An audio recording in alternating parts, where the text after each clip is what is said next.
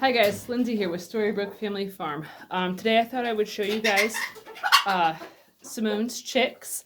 So I'm actually in the barn right now.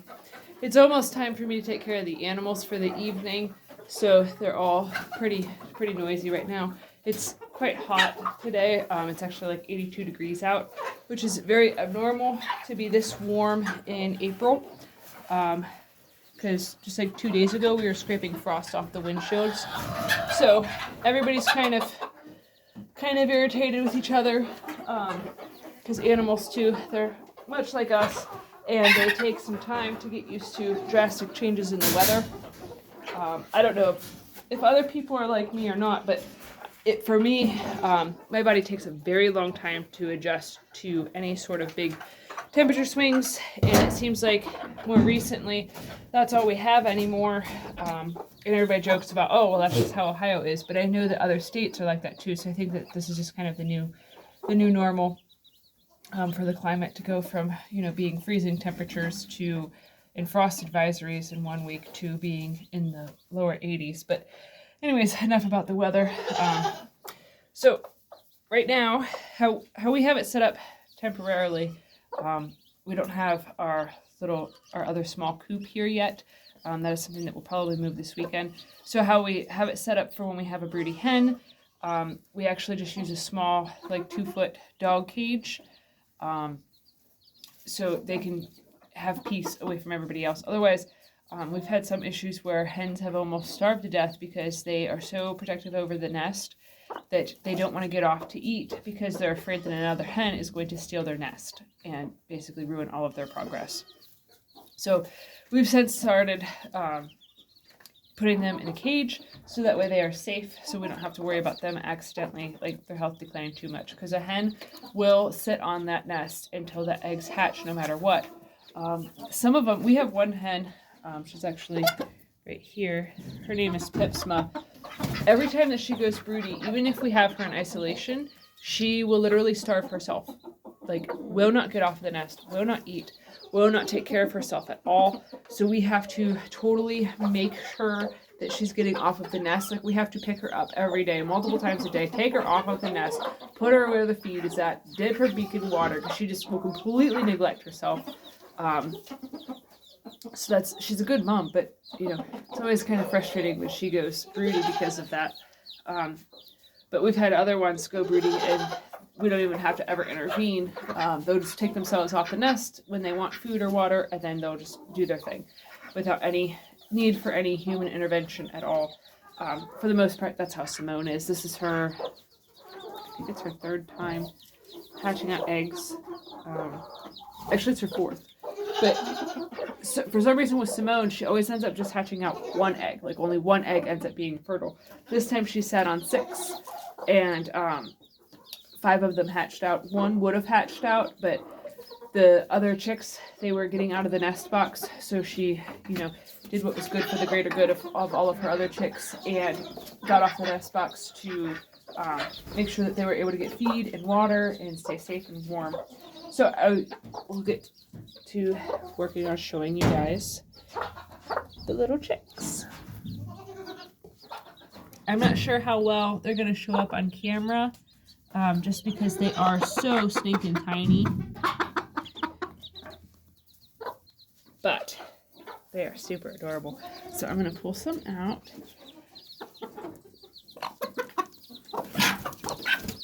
The fun thing about Silkies is they actually have extra toes. So this one here is most definitely a Silkie, because there are actually a few extra toes. This one, I don't think, with only being myself here today, I don't think I can show the extra. It's really hard to see a tiny little extra toe. But so this one's got a few extra toes. It's also white, just like our other Silkies. So this is the first time we've had a Silkie egg hatch out that stayed all white. We have a rooster that is, I don't think he's in here right now. He's outside still. He is half Silkie and half, I don't know what else. But so he is not all white. He's actually very pretty. But so here's another one of the chicks. Looks like a little penguin. Super duper cute. Has normal amount of toes, but does have, it's really hard to see on camera, feathered feet. Our original rooster, I don't know if you guys have ever heard me talk about Kronk. He was fantastic. He was a great rooster. He was a black Australorp. He was still a Bantam, but he was a frizzle. So his feathers were all crazy. I'll show you. This guy here, his name is the counselor. We name everybody kind of strange names for fun. But he's also a frizzle. So we have a bunch of different chickens that are frizzles that were from Kronk's original offspring. Here's another one. Mostly all black. Has black beak, black toes, not any fur on the feet. Oh, Simone's getting mad. She's pecking at me because I'm taking the chicks. Here's another little blackie. So for the first bunch of times that we ever had chicks hatch out, we actually only ever had black ones because Kronk's genetics like overthrew everybody else's. So we had every chick that hatched out from him was a black frizzle.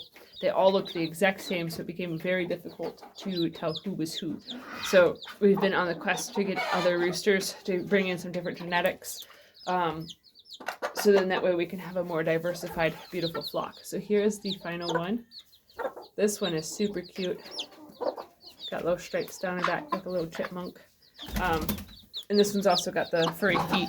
But only one of them has extra toes. So that's kind of a neat thing. And time will tell if they are boys or girls. You know, I'm sure that somebody's going to tell me in this comment section that you can check by the feather length and all that stuff. But that only works for the first generation after they've been inbred. Or not inbred, crossbred. Because when you start crossing them, then some breeds will have the males have longer flight feathers first. Because that's how the sea brights are. The sea brights are opposite for if you're feather sexing the birds. I'm sure there's a gazillion other channels that show you how to feather sex. I am not that channel because we cannot do that because we don't buy chicks anymore. We are in the market to buy some more ducks, but for the most part, we don't buy chickens anymore. That's why we have roosters, so then that way when our hens go broody, we can just select a few eggs for them to hatch out. They can hatch them out and just sort of do their thing. So our flock is always regenerating itself. A chicken only lays really good for the first like 2 years of their lives. And then they'll still keep laying until the day they die for the most part. But their production will decrease. So like a lot of our original hens that we got back in 2020, they still lay eggs, and we have the majority of them. Some have died from natural causes like predator attacks and things like that. But for the most part, they all still lay, just not very often, not like as much as they were originally. But that's just with anything. As you know, a dog gets older, they're not as energetic. It's the same thing for a chicken. But yeah, chickens can actually live for a long time. The only way that ours ever get butchered is if we have too many roosters, or they, you know, get attacked by something, and we're quick to seeing it. Like the one time I walked up on a hawk that had just killed one of our hens. So we, you know, it was already dead, so we didn't want to just throw her away. So we ended up processing her and using her for dog food. So the way that we homestead and the way that we farm is that literally nothing gets wasted here. If it's not something that we can eat, we'll give it to the dogs. If the dogs can't eat it, then the chickens get it. And if the chickens can't eat it, well, then the garden gets it. So it's just pretty much a constant cycle of reusing and repurposing everything. The goats are staring at me. I don't know if it'll show up on camera. This Fawny's white, so it's hard to... Oh, Bonita wants her 5 minutes of fame, apparently. She's seen me with the phone, and she's coming up to see what's going on. She's getting really big.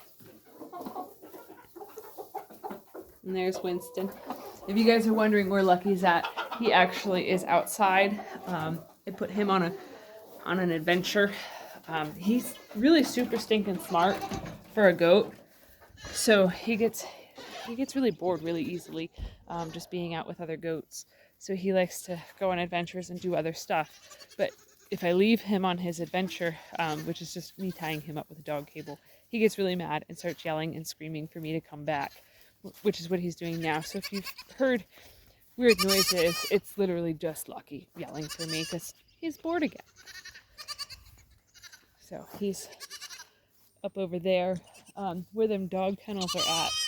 We actually are planning on moving the ducks over into there so that way we can give them their own separate private little area. They don't mind being with the chickens, but with how the chicken gate is right now, they can't get outside because of it goes up and then back down again for the entrance to the pasture area. So we have to let them in with the goats, and I don't know if it's because there's a little bit of a step up or what, but we only have 2 female ducks and 1 male duck, and so we found it kind of fitting to name them after Frozen characters. So we have Anna, Elsa, and Sven. So Elsa actually hurt her leg this week, so she has not been able to go outside. She's been kind of in quarantine in the chicken area and is not very happy about it. I'm assuming that her leg got broke. Bonita tends to chase the chickens around, and the chickens can move a lot faster than the ducks can. So we are definitely putting it high on the priority list to get the dog kennels converted into being duck areas for the ducks' safety. But we are also this weekend going to get our incubator out of the secondary camper over there. So then that way we can get the duck eggs that we've been storing. We can get them in the incubator. We did not start storing them just because of Elsa being injured. We started storing them. The breed that we raise are the silver Appleyards. So we actually had intended on, once we moved, starting to collect eggs and then incubating eggs, so then that way we can get some more hens, and then any extra drakes we planned on butchering, so that way we can have duck a few times throughout the year.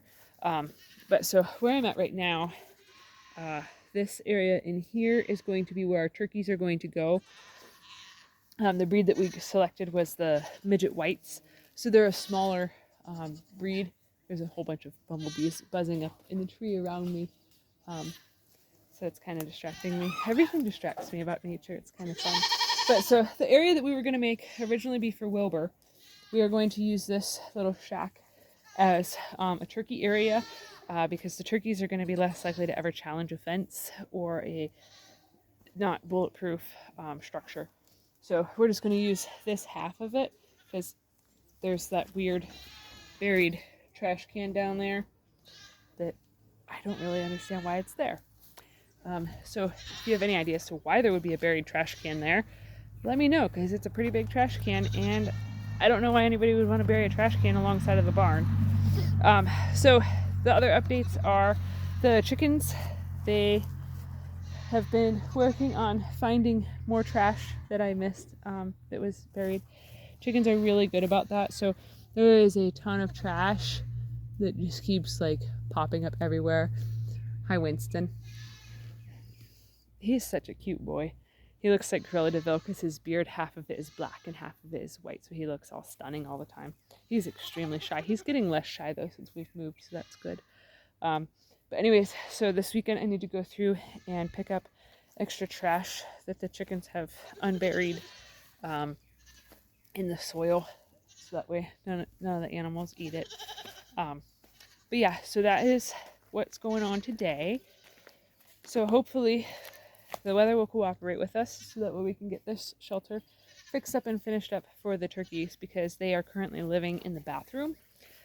We have like a little tote with a lid that has holes in the lid. It's what we use whenever we're hatching out quail, for the quail to live in until they start getting feathered and getting big enough that they can be in an actual cage. So we have the turkeys in that for right now, and they are very noisy, very messy, and kind of stinky. So we really want to get them out of the house. So yeah, if you guys are enjoying this content, please give this video a thumbs up. Share it on your social media to, your friends and everything that might enjoy what we're doing. And if you have not already subscribed to our channel, please consider subscribing to help us grow. We would appreciate it very, very much. All right, I hope you guys enjoyed this. Have a good one.